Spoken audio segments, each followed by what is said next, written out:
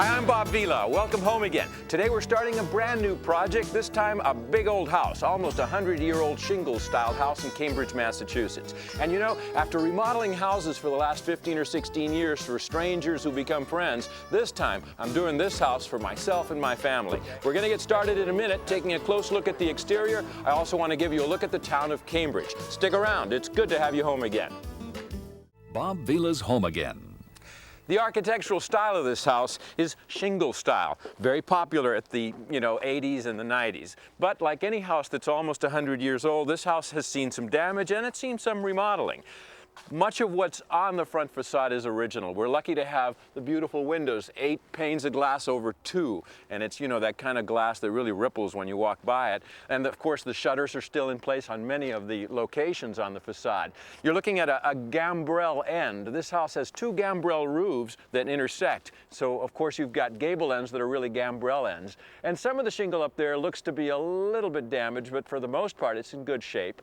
If you look down here, the sidewall flares out, which is a way of shedding the weather, the rain, etc. And there are spots where you'll see some damage, but I don't think this is a house that has to be totally stripped and reshingled. I think there's a lot of repairs to be done. That's about it. The foundation is really pretty. I suspect it's a type of slate. I'm not sure what kind. And there's been a fair amount of landscape work that's been done on the front garden, and it looks really, really pretty. So we'll have to do lots to conserve it. Look over here at this end of the house. Shingle style houses attempt to blend the roof with the sidewall so that there's no real differentiation. And here, of course, it really fails because you've got so many different lines intersecting. Perhaps they've added some of these gutters after the house was built, but you've got 3 conductor pipes coming straight at you. And then you also have the electrical service, which was probably installed just in the last 5 or 10 years from the look of it. It'd be nice to be able to have that underground. At this end of the house, you have another gambrel roof. And this gambrel end overhangs the sidewall by about 2 feet and is supported at either end by a bracket that's also sheathed in shingles. Very pretty little curve there. Let's look around back. This back corner of the house has the original kitchen area, and that's why at some point a deck was added here. But look at the condition of the sidewall and the roofs over here, okay? Especially at the point where the second floor is kind of demarcated by this horizontal line, which incidentally is the overhang and the gutter, and it goes around 3 whole sides of this house. Quite a bit of damage, water damage, and some rot is evident just to the naked eye.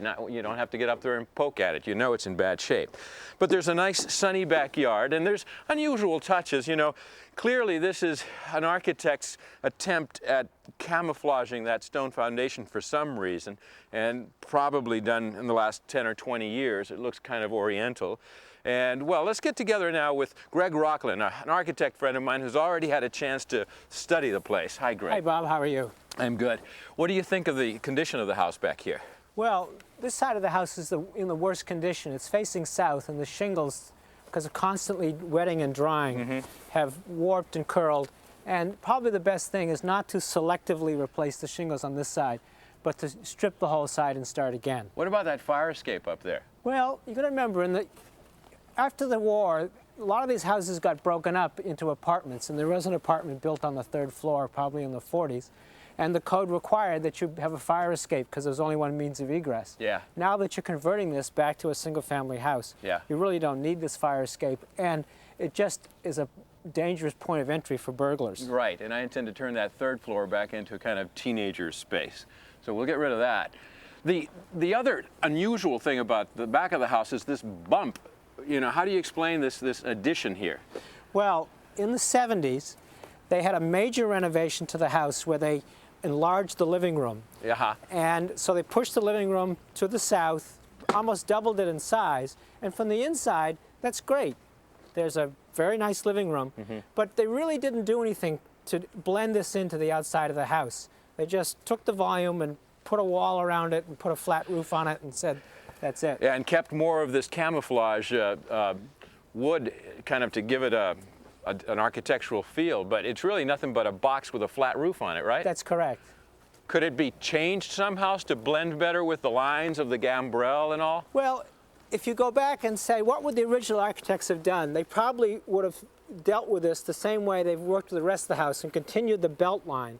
So what they might have done is taken this soffit and eave and wrapped it around this three-sided box and continued the roof around also as a hip and tried to blend it into the volume of the house instead of this thing which is obviously added on. That'd be an interesting way of fixing it now, but it would probably be pretty expensive. It might be, but it'd be worth having an estimate done. Sure. Considering how much better it would look. Well, I think it's time to go inside. It's a little nippy out here, but first we're going to break for some messages. Don't go away.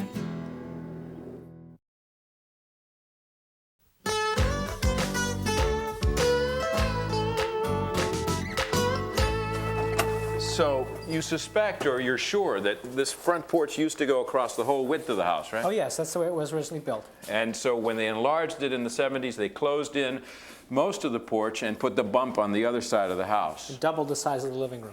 It's got a great front hall closet, there's no doubt about that. But you got to admit, it doesn't read like an 1897 house when you walk in here. These architectural features are straight out of the 70s. Oh yes, it's all very clean, slick. They took out all the moldings. And take your coat? Sure. They took out the moldings, they put in features like the ceiling, the drop ceiling up there with the lighting. I mean, to me that kind of is very commercial looking. It's not very residential at all.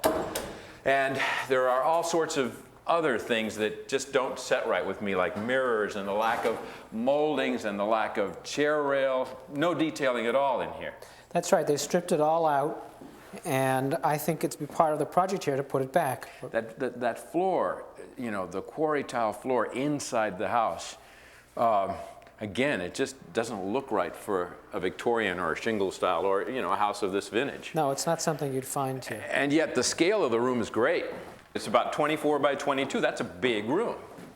Yes, the original room went along this wall here, which was the old outside wall, and then back this way, and this was the porch, and then they had this bump out portion here.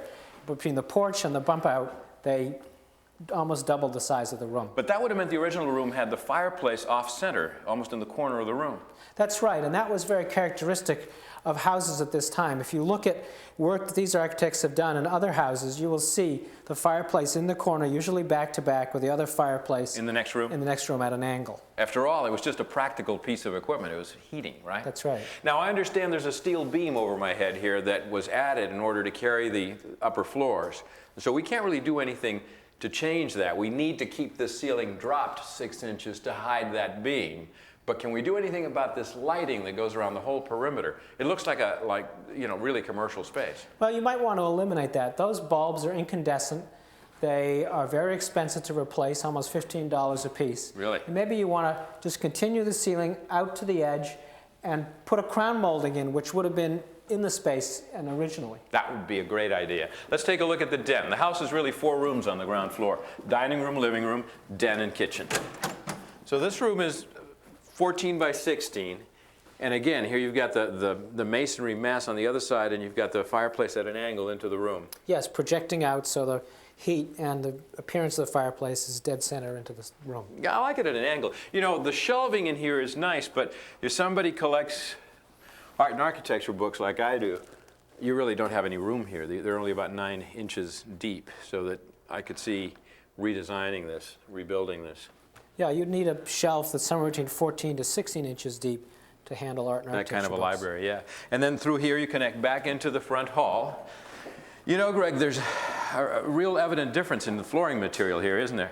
Yes, this is the original floor, which was hard pine. In the dining room. In the dining room. And then when the major changes were done to the house in the 70s, they redid the hall and the living room in strip oak. Mm-hmm.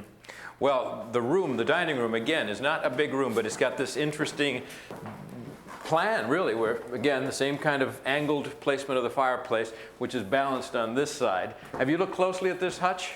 This is a very nice piece of woodwork. It's buried under many layers of paint right now, but if this could be restored, it really would be quite a nice piece. At one time, as you can see from this stop, there were doors, probably glazed, in the top of this hutch, and I think we want to think about recreating those. It's a detail worth restoring. Let's look at this 1970s kitchen. Well, Bob, actually, this kitchen's probably a lot earlier, 1970. I'd guess more like the 50s. Walnut plastic laminate was a very popular material in the 50s. 50s and 60s probably, They yeah. certainly used a lot of it here. Now this looks like it's original 1897 glass doors, huh? Oh yeah, this certainly is. Look at the glass, has the same ripple that the glass on the outside windows has. This could have been butler's pantry territory, right off the dining room. There's a wall right here. But these cabinets probably went down to the floor on either side. So the plan is pretty unusual though, because you walk in, you've got counters, you got peninsulas, you got this right in the middle of the room, which to me looks a little bit like Casper the Friendly Ghost, doesn't it? The shape. Well, it is sort of this very 50s type design. You can seat a lot of people there, I guess. Yeah. And look at that. Well, this is certainly 50s industrial design. This sort of streamlined look. I like it, it's neat. But it's probably a good 40-year-old stove. Yes. And one oven, and then they added 2 more ovens here, huh? These, yes, I would guess that those are replacements. One interesting thing about old houses getting kitchens retrofitted into them, even in the 1950s, is that they can really do some goofball stuff, like putting the counters at 3 feet height up against windows that go all the way nearly to 2 feet off the floor. So you got these pockets back in here. Well, I think the reason this happened is that they didn't want to change the windows on the outside of the house. They realized that they shouldn't change the front facade. At the same time, they decided to push the cabinets up against the outside wall, resulting in this sort of strange juxtaposition. Well, I think it's time for everything to leave. I think so. 40 years is about enough for one kitchen. The space is good, too, because if you go from back here to over there, you're close to 30 feet. And it's almost 16 feet wide, so you have a very large area you can produce a new kitchen in. Lots of fun to design. Let's go take a look upstairs. The staircase in this house is pretty generous. I mean, we can walk 2 abreast up it. Yes, that was very characteristic of these houses. A very wide stair, lots of light. And this one, it goes up to the 3rd floor, which is unusual. And the spindles change. I mean, there's an order of spindles on the staircase, and then they're turned differently here so that they almost create a screen. It's really one of the most elaborate parts of the design of the interior. And it's spacious enough that, you know, you don't feel cramped when you get here. You've got 3 small bedrooms on that side, and then you've got the master bedroom here, which is not a big room. It's maybe 16 feet, kind of, because it's got a jog there, and maybe almost 12. And this is something we might want to think about widening, maybe taking this wall out and pushing it back a foot or so. And taking over the space in the little bedroom that's right. over there. And what about something like this? When you got these closets that... These closets you can take out. They're not really serve very much of a purpose. Then you just have the roof line in the room, and the floor plate goes all the way through, making the room appear much larger than if the closet was here. Yeah, and you'd have enough floor space that you could have a chair, an easy chair or something like that. What have you been doing over here? Well, I've been looking at the floor to see if what condition it's in. It's squeaky and it's pretty heavily damaged with the carpet installation, and maybe we want to think about replacing it. I love the fireplace behind it here. Oh, it is very nice. Again, at an angle, as we've seen in 2 or 3 of the rooms. Well, listen, I know you're measuring, so I'll let you get on with your job. I'm going to go find Riley. Okay, thanks. Well, we know that this 3rd floor was used as a rental space probably since the 1940s, and there's 1 little bedroom, a bathroom, kind of a closet with a shower, rooms all over the place. But this room is unusual for a 3rd floor attic because it has its own fireplace, and it has a large, beautiful window, and it has a whole wall of original built-in bookshelves. We can tell they're original because the moldings on them all match up with what we see in the rest of the house. And of course, a very unusual dormer arrangement with this triple window up here. I know that Riley's around here someplace. But anyway, we did find out that the original builder of the house, a Professor Pickering, probably had this room laid out as his private study. Let's see if we can find Riley. As I was saying, though, there's storage rooms everywhere in this place. I mean, there are nothing but built... Hi, Riley. Hey, Bob. I was just saying, how you doing? Good. I was just saying, there's nothing but storage rooms, and you come in from in there. What's in there? Yeah, well, I was just looking to see just what's structural and what isn't. Yeah. And this is dead space back here, but this is a structural knee wall. This is right where the break in the gambrel roof is that you can see outside. So whatever we do up here, this wall needs to be kept in some form or fashion. What's this? Oh, yeah, we found this inside. This is an old directions for the wallboard that's on here. 1924 patent. Yeah, and it tells you just how to put it on. So that may indicate there was a remodel here in the 20s. That's right, sure. Right. Well, have you looked around? I mean, you think there's a possibility of tearing down a lot of these other walls? 'Cause, I mean, there's a storage room there. There's another storage room here, yeah, and I know that there's another bedroom here that's not a bad size, but then another storage room in here. Right. And what's unbelievable to me is you go in here, and this storage room has its own storage room that you can go into, and it's just never ending. And yeah, no, some of these walls definitely can come down. Yeah, well, Greg was talking about trying to create one huge family room space up here. That would be nice. Have you looked up there yet? No, that's where I'm headed next. So, what's it look like up there? Is there like a ridge pole that goes from front to back? Well, yeah, there is. We've got a lot more space up here. We do have a ridge pole. We've got some rafters that are really in good shape. The whole place looks very sound structurally. It's clean, dimensional lumber, right? It sure is, yeah. No, it looks good. It looks like a lot of possibilities. All right, and there's insulation up there, right? There's insulation for the ceiling, yes. Yeah. Well, come on down then. Okay. I mean, do you think it's going to be an easy job to take down a lot of the ceilings then? Yeah, I think most of the walls and ceilings can come down. And what's going to determine the big cost is what kind of look you want. Oh, no exposed, nothing. Just, you know, I would say cathedral ceiling. Just sheetrock it and... Right. Well, we'll have to study that. We're going to break for some messages, and when we come back, we'll be touring Cambridge, so stick around.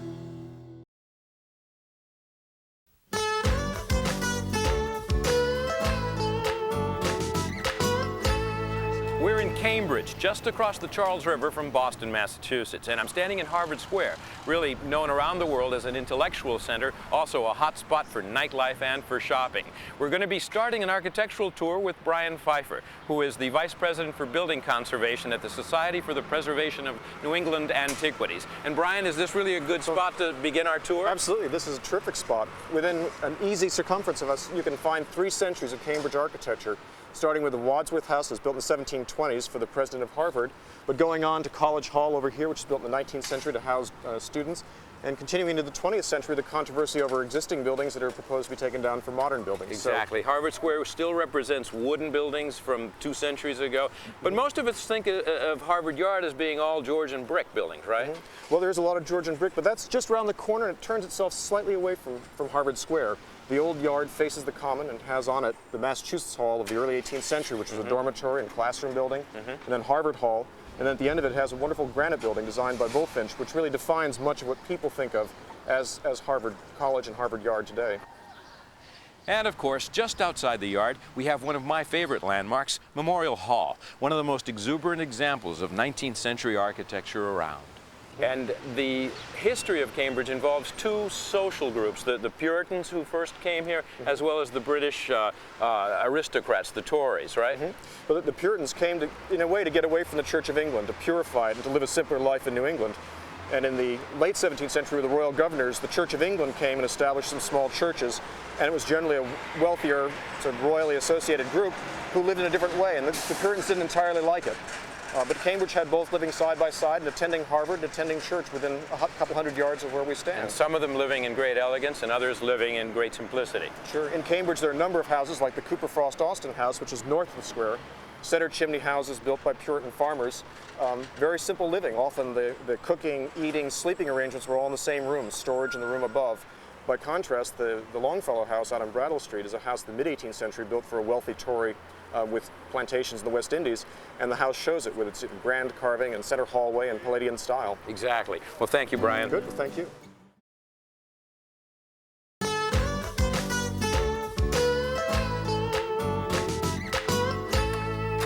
That's a wrap. Come home again next time when we'll get together with the architect and we'll talk about his ideas for changing the layout. We'll also begin demolition and tour some neighboring Shingle Style homes. Till then, I'm Bob Vila. It's good to have you home again.